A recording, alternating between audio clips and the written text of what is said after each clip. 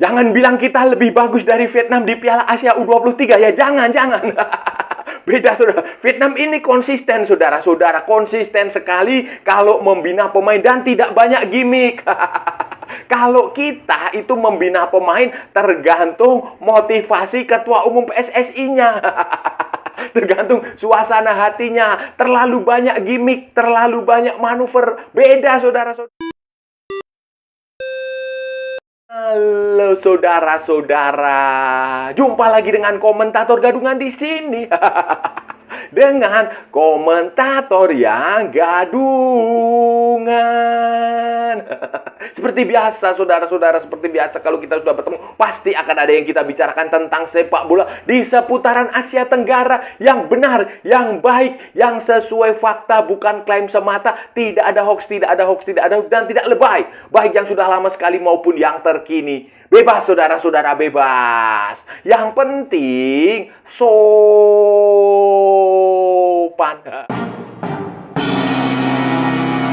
Jadi begini, saudara-saudara, Piala Asia U23 tanpa kehadiran Indonesia yang pada edisi sebelumnya sempat mencapai semifinal dan nyaris lolos ke Olimpiade.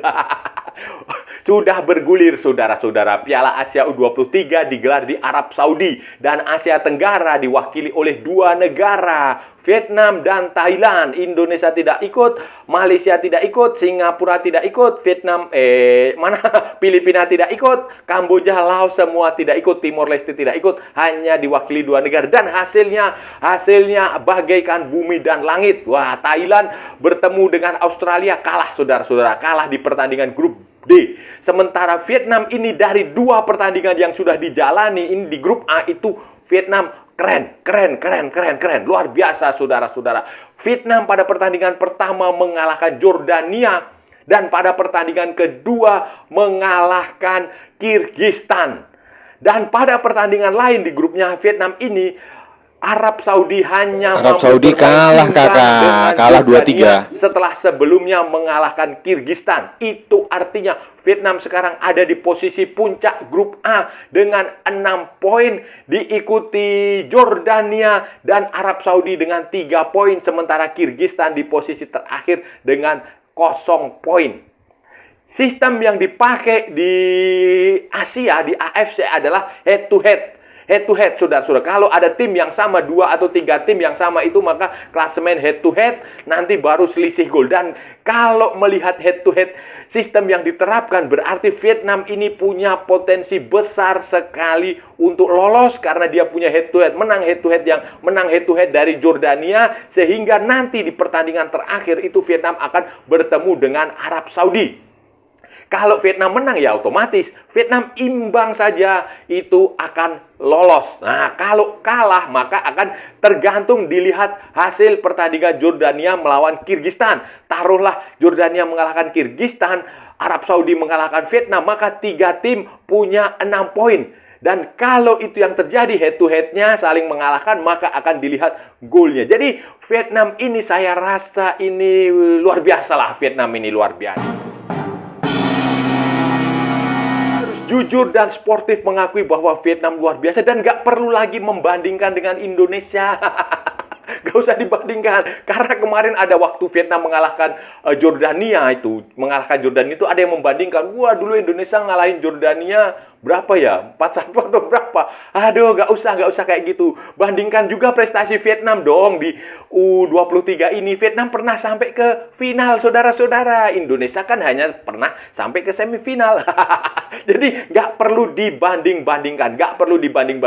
Kita apresiasi saja kesuksesan Vietnam dan kita berharap yang terbaik supaya Vietnam ini bisa melaju. Karena sebagai orang Asia Tenggara tentu saja kalau ada negara tetangga kita sesama ASEAN itu sukses ya logikanya, jujur ini saya nggak tahu kalau kalian.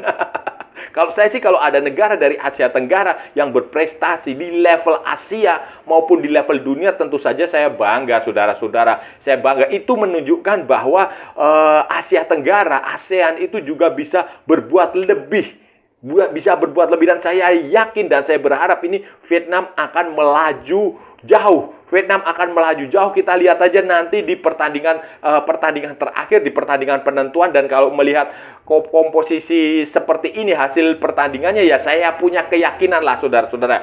Taruhlah nanti di pertandingan terakhir mungkin saja Vietnam akan berusaha untuk menahan imbang Arab Saudi. Kalaupun kalah ya mungkin kalahnya tipis, karena sekarang selisih golnya itu Vietnam itu +3 sementara Jordania -1 dan Arab Saudi kosong. Nah, jadi kalau Vietnam kalah 0-1 aja dia masih punya +2. Jordania nanti tergantung dia menang lawan Kirgistan berapa. Melawan Kirgistan berapa, kalau dia menang cuma 2-0 ya Vietnam tetap selisih golnya lebih. Jadi ini Vietnam ini harus kita dukung saudara-saudara sebagi. Kalau saya nggak tahu, kalian terserah lah. Tapi bagi saya ini, saya tetap kalau dalam konteks ini saya dukung Vietnam. Dan sebenarnya Thailand juga, hanya saja ya Thailand masih butuh kerja keras di pertandingan kedua dan ketiga untuk bisa lolos ke perempat final saudara-saudara. Saudara-saudara, ini konsisten di usia junior seperti ini, dia konsisten melahirkan pemain, konsisten membina pemain. Ini yang berbeda dengan Indonesia. Kalau Anda lihat skuad di sini saudara-saudara, itu hanya ada satu pemain keturunan. Pemain keturunan namanya Victor Lee. Itu pun wajahnya juga wajah Vietnam. Wajah Vietnam banget lah dia. Victor Lee itu dari Rusia, saudara-saudara. Rusia. Federasi Rusia itu Victor Lee. Selebihnya adalah pemain-pemain lokal. Pemain-pemain lokal yang dididik di akademi sepak bola di Vietnam. Vietnam itu punya sejumlah akademi yang cukup bagus. PVC salah satunya, PVC apa PFC lah, itu akademi nasional mereka itu bagus sekali saudara-saudara. Salah satu yang terbaik di Asia, bukan hanya ASEAN, Asia saudara-saudara. Hanya kalah dari Aspir Academy, hanya kalah dari Jeonbuk Hyundai Motor di Korea. Itu saja. Dan ini mereka konsisten membina pemain, menemukan pemain. Beda sekali dengan Indonesia yang sedikit-sedikit larinya ke pemain diaspora. Dan netizen Vietnam itu juga tidak terlalu fanatik, tidak terlalu meminta asosiasi sepak bolanya untuk mencari diaspora Vietnam di luar negeri, walaupun ya sulit, beda dengan Indonesia yang banyak sekali. Tetapi itu mereka konsisten membina itu tanpa gimmick, tanpa kepentingan politik, tanpa drama, tanpa aneh-aneh lah, tanpa pemimpinnya ketua asosiasinya minta dipuja-puja, tanpa ada tendensi untuk mencalonkan diri menjadi wakil presiden atau presiden Vietnam. Gak ada. Jadi mereka benar-benar konsisten, dan ini adalah sesuatu contoh yang menurut saya sangat bagus, harus kita tiru, dan secara objektif harus kita akui bahwa Vietnam punya kelebihan, punya keistimewaan yang tidak dimiliki Indonesia, dan Indonesia harus belajar banyak dari Vietnam, khususnya dalam pembinaan pemain muda. Jadi kalau pemain muda kayak begini, jangan langsung segala sesuatunya diaspora, nyari pemain di luar negeri, jangan. Tetapi kalau junior begini ya bina pemain, bina. Nanti kalau baru senior mau naik kelas ke Piala Dunia, baru cari pemain-pemain dari diaspora. Bilang tadi saudara-saudara, di level U23 ini, di Piala Asia U23 ini saudara-saudara, prestasi Vietnam itu sebenarnya jauh lebih bagus dari Indonesia. Mereka sudah beberapa kali ikut. Kalau Indonesia kan baru sekali ikut.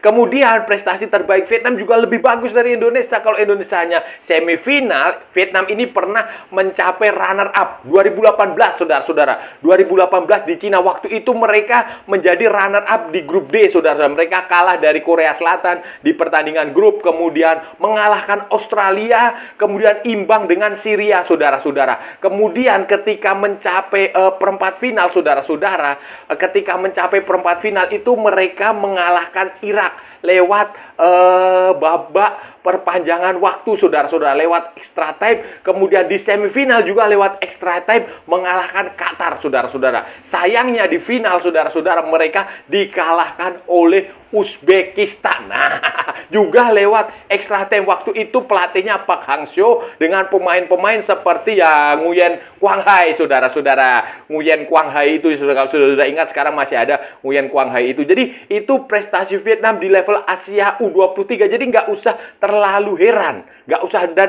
2018 itu memang era keemasan sepak bola Vietnam. Mereka konsisten.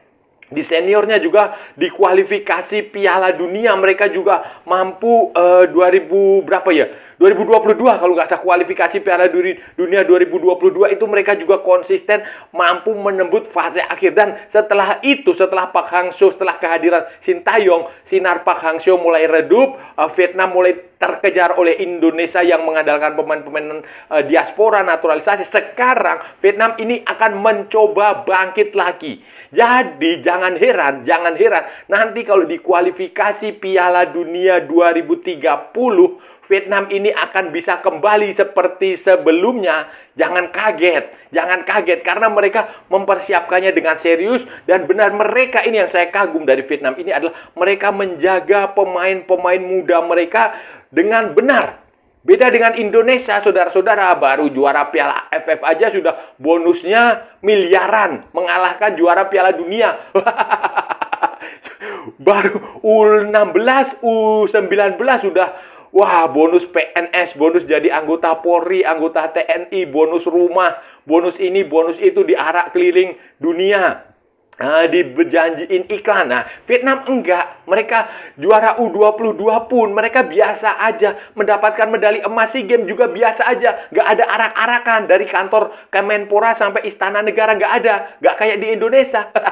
Jadi ini memang benar-benar harus diwaspadai kebangkitan sepak bola Vietnam ini, kebangkitan tim muda Vietnam ini ke masa depan. Mungkin saja mereka akan, karena kalau lihat usia mereka masih muda, dan nanti Indonesia, pemain-pemain diaspora Indonesia nanti di kualifikasi Piala Dunia 2030 itu kan umurnya juga sudah menua, saudara-saudara. Sementara di level bawah kita nggak punya pelapisnya. Pelapisnya terlalu jauh, U17 kemarin itu. Jadi tolonglah bapak-bapak penguasa di PSSI, di Asosiasi Sepak Bola Indonesia yang berkepentingan, kalau ngurus bola itu perhatikan grassroots, perhatikan akar rumput.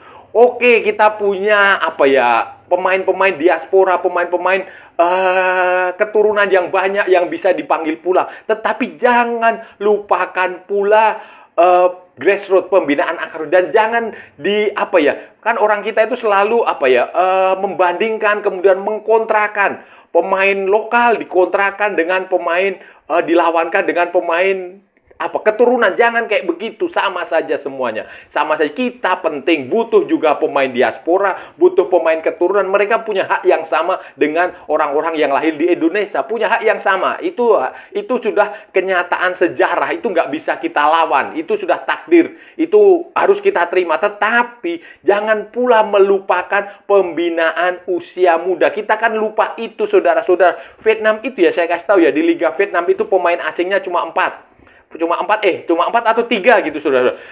Pemain elit tim yang main di kompetisi Asia itu baru diizinkan punya 5 atau 6 tambahan pemain. Tetapi yang umum mereka 3 atau 4. Itu. Sementara di Indonesia, waduh, ya nggak usah dikomentari lah, Liga Indonesia itu berapa pemain asingnya. Dan itulah yang menyulitkan kita tidak punya pemain-pemain muda yang bagus. Kita ada sebenarnya U17, tetapi kan gapnya terlalu jauh.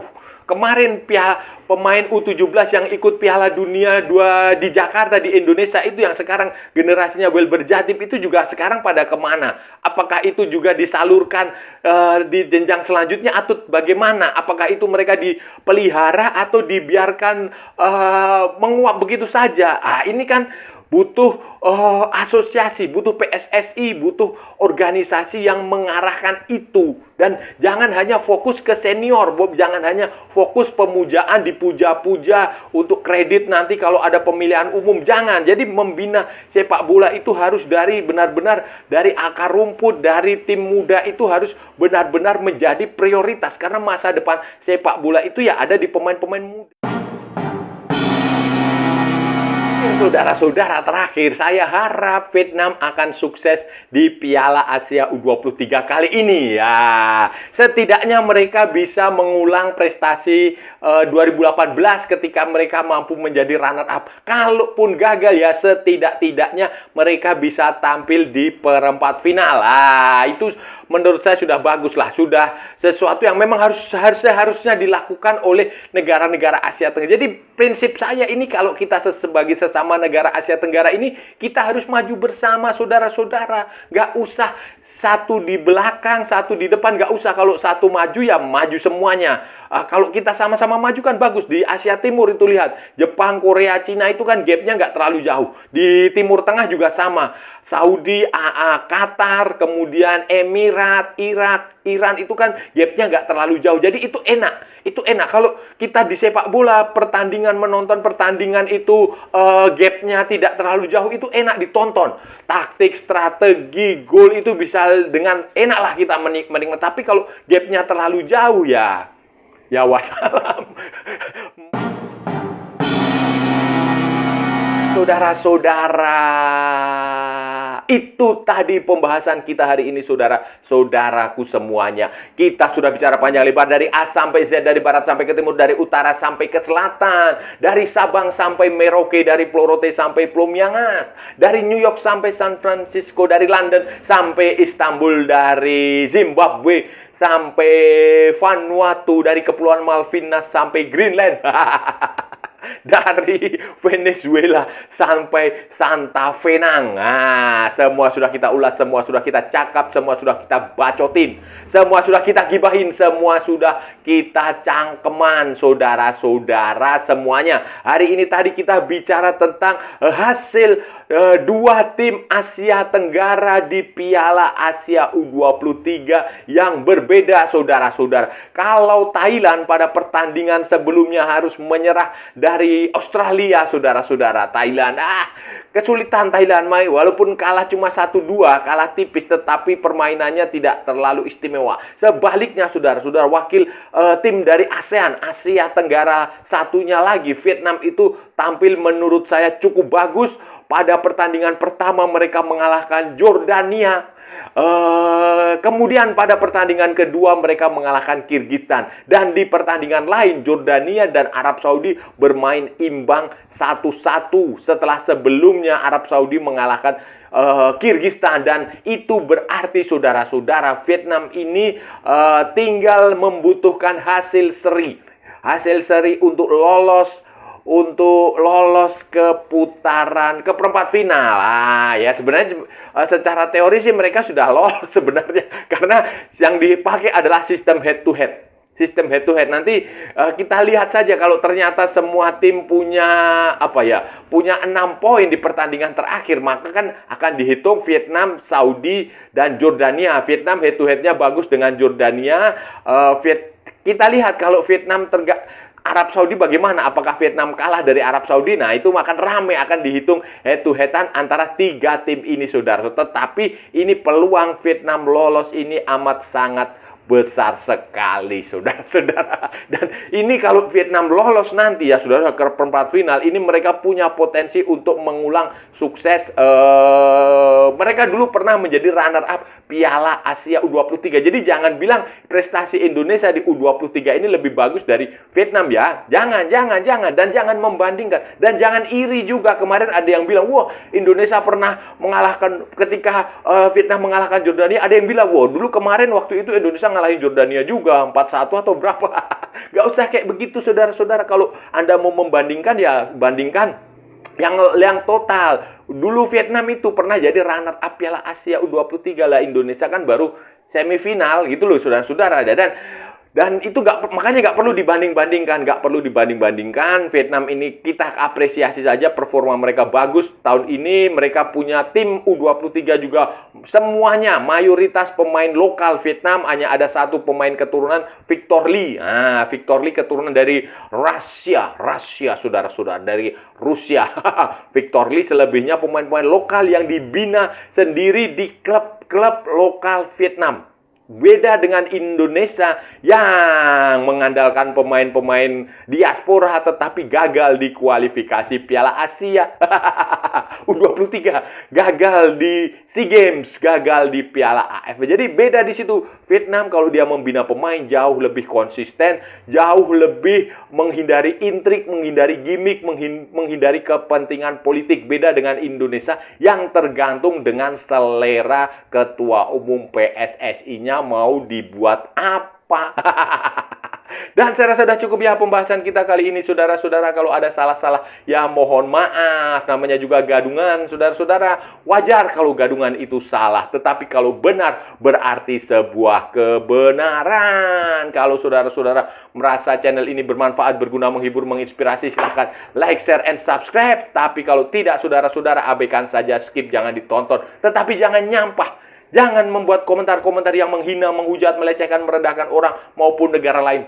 Santai aja, ini hanya bola. Kita cari teman, bukan cari musuh.